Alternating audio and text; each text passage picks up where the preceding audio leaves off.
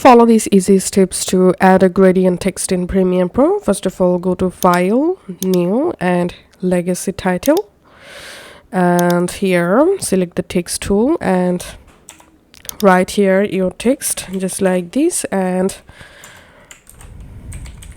select your entire text. And here, in this right hand menu, you can adjust this panel, and here we can see font size. You can go ahead and increase your font size from here and click on the select button and position the text, place the text where you want to add it, then close this window, and here drag this title text from timeline to timeline and increase the text length.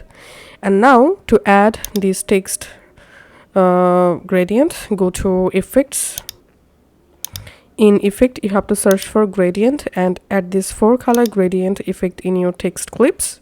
And here you can see this text is now gradient. Now under effect controls, here under the effect settings, we can see 4 color box. Now go ahead and you can easily change each color for the gradient text. Just go ahead and select colors,